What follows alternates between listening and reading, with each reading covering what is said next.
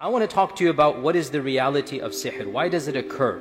What is the haqiqah, we call it in Arabic. Where does it come from? Sihr is very easy to understand if you understand the psychology and the physical differences that men have from jinn. If you understand the jinn and the world of the jinn, you will understand sihr. Because sihr is the overlap between the world of men and the world of jinn. Very briefly, jinn, as we know, are created from, the Arabic calls it a fire that doesn't have a smoke, a smokeless fire. Okay? And if you want to be technical, we can call it a type of energy. So the jinn has potential to go at the speed of light, essentially. The jinn has the potential to go through physical barriers because the jinn is not material. The jinn is not flesh and blood. The jinn is not matter. The jinn is energy. So the jinn can go through material at the speed of light.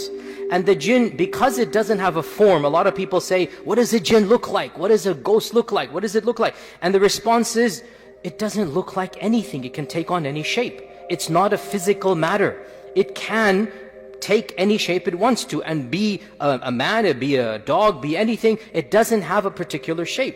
So the jinn has the physical power to be much faster than man and to go through physical barriers because it's energy. Like we have the waves of the telephone come through the walls of the masjid, so too the jinn can go through and come out, not a problem. Additionally, the jinn, very interestingly enough, and we learned this from the story of Sulaiman, it has a very, very amazing power. I say Einstein's theory is proven in the story of Sulaiman. In the story of Sulaiman, we learned that the jinn even has the power to transform matter into energy and to take that energy from one place to another and retransform it back into matter. In other words, E equals MC squared can be proven in its own way. In other words, what can the jinn do? According to the story of Sulaiman, the jinn went from Jerusalem and to Yemen and took promised to do this and said, I can bring the throne back to you before you stand up, right?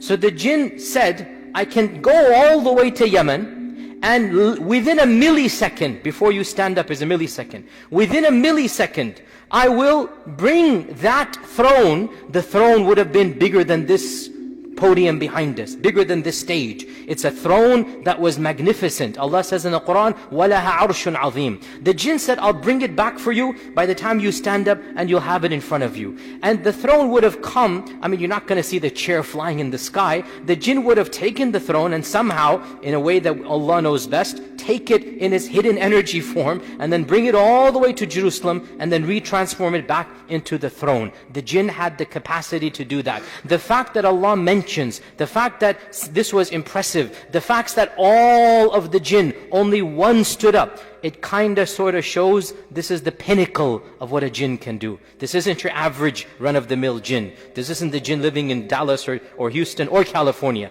This is one of the most strongest jinns of the entire world, if not the strongest, telling Sulaiman, I can do that. But the concept is there. The jinn can go super fast speed, and the jinn can go through objects. And therefore, when a jinn is able to tell you something that's happening in another part of the world, what's so surprising?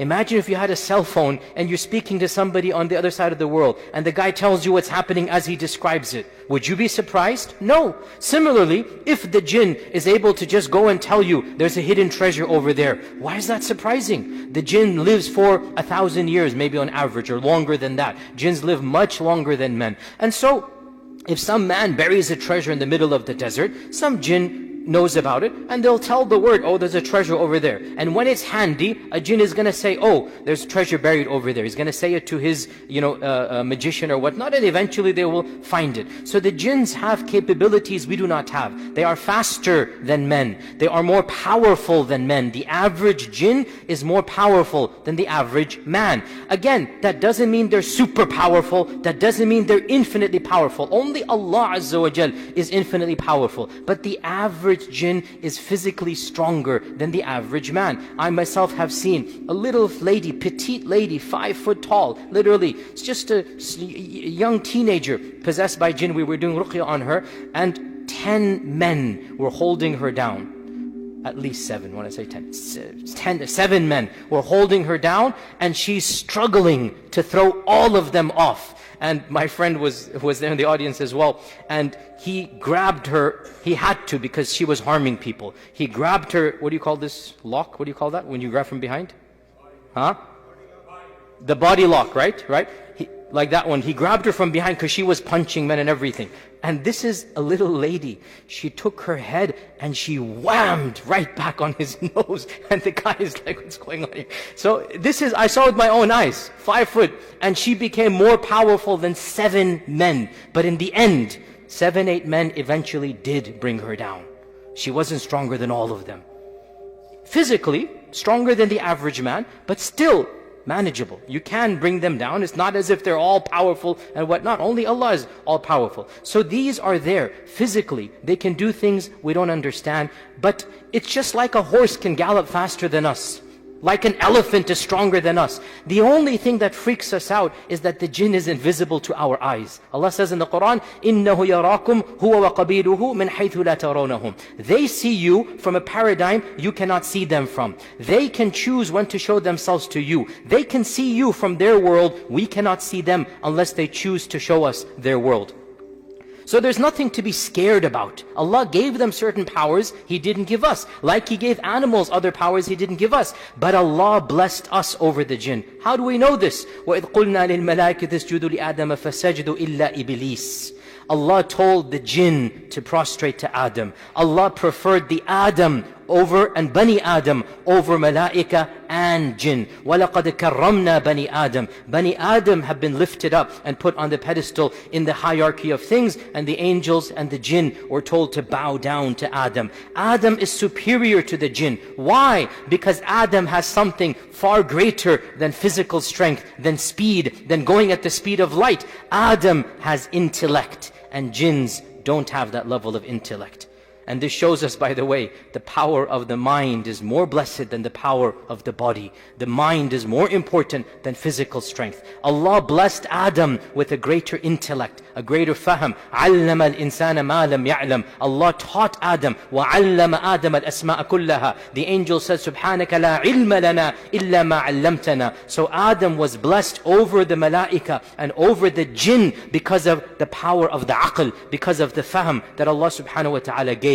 And therefore, intellectually speaking, the jinn are nowhere near as intelligent as men are. Some have said they are like children in their intellect compared to men. And that's one of the reasons why they're so stubborn, as every Raqi knows. Just stubborn, like a toddler throwing a tantrum and not wanting to give up. Hours go by and they're not going to give up. That stubbornness is because of their intellectual capabilities. So the Bani Adam are more intelligent than the jinn, and Allah has blessed them above the jinn. Therefore, the jinns from the very beginning have had what modern psychologists call an inferiority complex. Jinns suffer from a severe inferiority complex because the jinns felt, hey, I should have been there. Allah Azza wa Jal tells us in the Quran that Iblis says, أَنَا خَيْرٌ مِّن. That was supposed to be me. Why did you tell Adam to be the one on the podium? I'm the one that's supposed to be there, right? So the jinns always wanted to be number one. The jinns always wanted to be the best, but they're not. So they suffer from an inferiority complex. Now, given the fact that they have an inferiority complex and yet they are stronger and faster and physically more powerful than men, what is the net result? The net result is there is a world, and that world was a fitna that Allah taught to early man. The story of Babylon, right? وَاتَّبَعُوا مَا تَتْلُو الشَّيَاطِينُ عَلَى مُلْكِ سُلَيْمَانَ وَمَا كَفَرَ سُلَيْمَانُ وَلَكِنَّ الشَّيَاطِينَ كَفَرُوا يُعَلِّمُونَ النَّاسَ السِّحْرَ وَمَا أُنزِلَ عَلَى الْمَلَكَيْنِ بِبَابِلَ هَارُوتَ وَمَارُوتَ وَمَا يُعَلِّمَانِ مِنْ أَحَدٍ حَتَّى يَقُولَ إِنَّمَا نَحْنُ فِتْنَةٌ فَلَا تَكْفُرْ. In the nutshell of a story, that Harut and Marut were angels that Allah sent to the ancient city of Babylon. 5,000 years ago or 10,000 years ago, the earliest city of mankind was Babylon. And Allah sent 2 angels to inform mankind, because this is ilm al-ghayb. Mankind would never have known at all that we can communicate with the jinn. So Allah sent Harut and Marut. And Harut and Marut were angels. And they taught mankind that we are a test from Allah. Do not come close to us. We are a test from Allah. Literally, like the warning signs, the carbon radioactive dating, do not come close. The angels are telling them, our job is to test you. Get out of here, don't listen to us. But what were they going to test them with? The knowledge of how to communicate with the jinn. So they explained a methodology, and they said, if you follow us, if you listen to us, this is kufr. إِنَّمَا نَحْنُ فِتْنَةٌ فَلَا تَكْفُرْ. So all of the methodologies and mechanisms to call out to the jinn, they are madhabs that go back to this origin. Because they're different madhabs. You have the Ouija board, you have the dolls, what do you call the voodoo dolls, okay? You have the knots that are blown. These are all different madhabs that all go back to the experiences of the Sahara, of the magicians, that goes back to the origin of Harut and Marut in the city of Babylon. So initially man was taught, this is what you do. If you wanted to call the jinn, and if you called the jinn, it is kufr, don't do it. Mankind didn't care. They said, we want to do it. And thus magic began. What is magic therefore? Magic, as I said, sihr, is the intersection of the world of men with the world of jinn. These two worlds are not meant to be intersected. These two worlds are meant to be separate.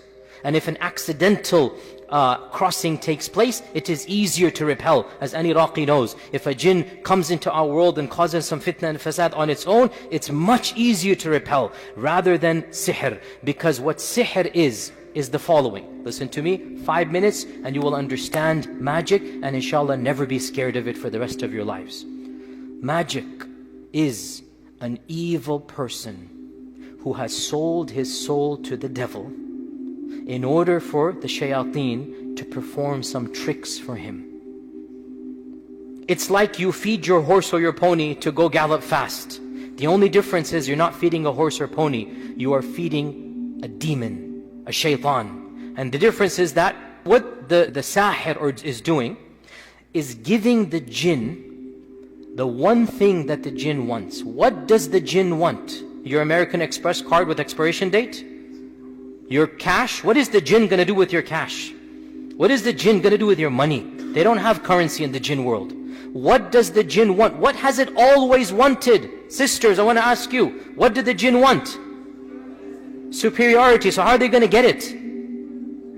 What do you have to do?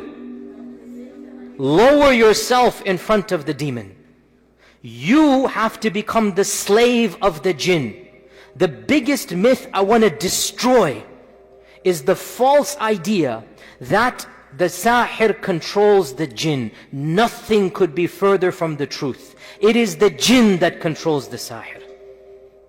The magician is a filthy, evil, disgusting creature of a human, excuse of a human, that has sold itself and its dignity and its izzah and its iman and its taqwa in order to do sacrilegious deeds for the demon. And that's why these things of get a toad of a, eye of a newt and go to the graveyard at 3 a.m. and get the blood of a donkey. Why? Because the jinn wants to see that sahir humiliate himself. Go to the graveyard at 3 a.m. Do tawaf around the grave. Who's going to do that? Only somebody who has sold himself to the devil. So the shaitan feels a sense of ego. Look what I can make this guy do. Right? Run him around with the tip of my finger. Do whatever I tell him to do. So the sahir becomes the worshipper of the jinn, not the other way around. How can a human being control the jinn? How can anybody believe this? By what will a human control the jinn? Whips? Chains? What? How will a human control a jinn? There is nothing that the human has that the jinn can be controlled by. That's what Allah gave to Sulaiman. No other person has that power. The jinn controls the human emotionally. It tells the human, do this, do this, do this. The human does it. In return, what does the jinn do? Some tricks and trades to make the magician happy. You want me to go and harm somebody? I'll go harm somebody. Now you got to go and worship me in this manner. You want me to go plant some bad stuff in a person's house or possess a body or break up a marriage? Okay, I'll go do that, and now you continue to worship me. The jinn does something utterly trivial for its world.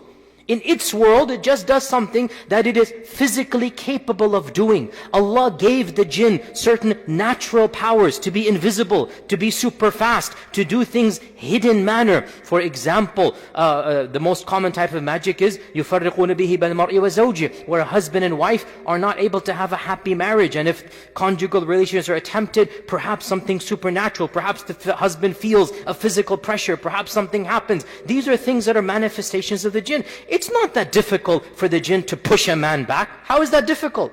Why are we scared of the jinn? The jinn is simply like a bug, an insect. You understand, it has certain irritable qualities, but you understand it. It's not something you need to be like supernaturally terrified of. If you understand that the magician is the one selling himself to the jinn, and the jinn is returning the favor, and so why is the magician doing it? The magician wants your money. The magician lives in our world. So you go to the magician and you pay the magician in American Express. He'll accept American Express, okay? He'll accept Visa and credit card. He'll accept cash in any currency. Give me $100 and I'll do the potion. You give the guy $100 and the magician will do the potions that the jinn wants. And then the jinn will then go and basically listen to the magician only because it wants more worship being done. Now, another thing we need to know is that jinns work in gangs. Jinns are the mafia. So the magician approaches the godfather, the Don. Okay? The jinn approaches the Don, the godfather. And the godfather sends its minions. Generally not the one that is approached isn't the one that will go and do the sending. It's the worker class of the jinn. They're the ones that are sent, right? Because the godfather jinn has an entire mafia under his disposal. Thousands and thousands of jinn. And you just send the jinn, so that jinn will then be persistent for years, decades, and live in your house, cause issues. And that jinn is getting whatever recognition, and I don't know their internal currency, but it's getting a benefit from the Don. Right? It's getting something from the big guy, and so it's doing what it does, and a lot of times it's also scared of the big guy.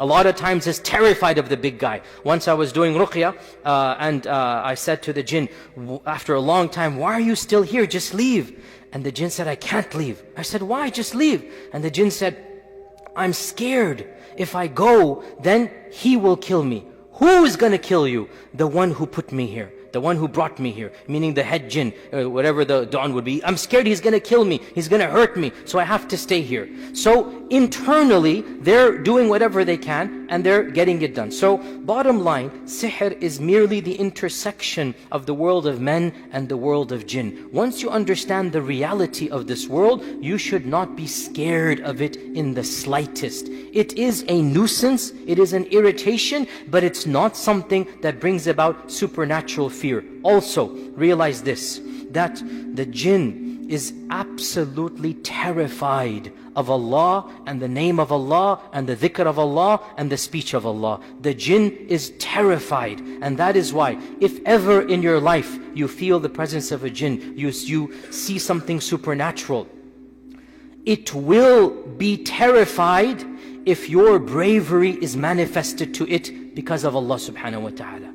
The fact that you have no fear, and I have experienced this, and I know all of the raqis in the audience know this firsthand.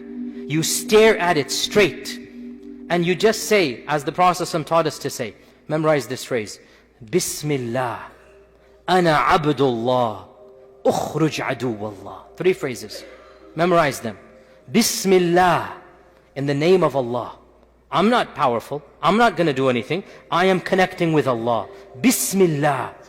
I am the servant of Allah. I speak with Allah's name now. I'm not speaking in my name. I speak in the name of Allah. Get out, O enemy of Allah. You say this with firmness, and you will see. I hope Allah protects all of you. I hope you don't see. But if that ever happens, now, the opposite. And I understand it's a bit terrifying, but put yourself now in the psychology of the jinn. If you start wailing, screaming, cowering, what have you done, brothers and sisters? What have you done to the psychology of the jinn? Louder. Empowered it. empowered it. That's exactly what it wants to see. You groveling in the corner, terrified. That's what gives it the power. And that's why hadith in Abu Dawood, our Prophet ﷺ said, there was a man who was on his camel, and the camel for no reason reared backward and was about to throw the man off. And the camel said, La'natullahi ala shaitan. Allah's curse be on shaitan. The Prophet said, don't say that. When you say that, shaitan becomes so big, he's bigger than a house. Because you have mentioned him as the cause of your animal rearing upwards. Rather, listen to this, say Bismillah, and shaitan will shrink until he's smaller than an ant. This hadith shows us, when you connect with Allah subhanahu wa ta'ala, what you're doing is you are shrinking the power of the jinn. You're eliminating the power of the jinn. The only issue comes with this, we conclude, I know much more can be said, with sihr, it's not that easy to kick it out because there's a binding that takes place. There's a knot that has happened. There's some type of issue. So it requires long sessions with a professional or yourself. Feel free to do it with yourself as well, but just know what you're doing. Ask us, an expert or whatnot, and you can do ruqya on yourself. There is no easy way to battle sihr. Have you guys done the symptoms of sihr? Have you done the symptoms of sihr? Number one symptom of sihr is bizarre, scary dreams. Number two symptom of sihr is you feel somebody is there when nobody is there. You're conscious, there's an entity or a power. Number three symptom of sihr is inexplicable problems or disasters that cannot be explained. Okay? Anything that science can explain, medicine can explain is not sihr. You go to the doctor says, oh, you have this issue. That's not sihr. If the doctor can analyze it and the doctor tells you this is the problem, that's not sihr. Sihr is supernatural problem. Sihr, it doesn't make any sense. You wake up and there are bruises on your back. You wake up, there's marks here. You're having constant miscarriages and the doctor's like, everything is normal. I've done all the tests and there's constant miscarriages for no reason. And every doctor scratching their heads, you're totally normal. And the third week, fourth week, always there's a miscarriage around the same time frame. This is a symptom of sihr, that you don't know what's going on. Between husband and wife, everything seems fine. And then all of a sudden, when there's some romance, all of a sudden extreme anger or inexplicable feelings or pushing or whatnot. These are supernatural symptoms. When these exist, and only when you find them. Otherwise, if these symptoms don't exist, it's not sihr. I have to say this. Most of what we think is sihr is our imagination. It's not actual sihr. So, if you are not sure about a supernatural sign, then assume it is not sihr. There has to be something palpable. Bottom line with this we conclude, don't be scared of these entities. They are creatures of Allah like all other creatures. And if you turn to Allah, you are more powerful than these creatures. These creatures are terrified of iman, of taqwa, of dhikr, of the Qur'an. They can't stand it. And if you show fear, that fear empowers them. If your heart is trembling, cover it up and speak with a voice and say, Bismillah, I speak to you in the name of Allah. I am the servant of Allah. Get out of here, enemy of Allah. You say this with iman and thiqah, and you are going to be the one who is powerful. Allah says in the Qur'an, وَلَا يُفْلِحُ السَّاحِرُ حَيْثُ أَتَى. The magician will never be successful wherever he comes. The one who does dhikr and the Qur'an, the one who turns to Allah, will always be the one who wins over sihr in the short and in the long run. May Allah Azza wa Jal protect all of us and our families and loved ones. May Allah subhanahu wa ta'ala allow there to be barriers between us and the world of the shayateen. May Allah subhanahu wa ta'ala give us all righteous children and righteous grandchildren that are firm upon their iman and are protected from the world of the jinn and the shayateen. Wa jazakumullahu khairan. Wassalamu alaikum wa rahmatullahi wa barakatuh.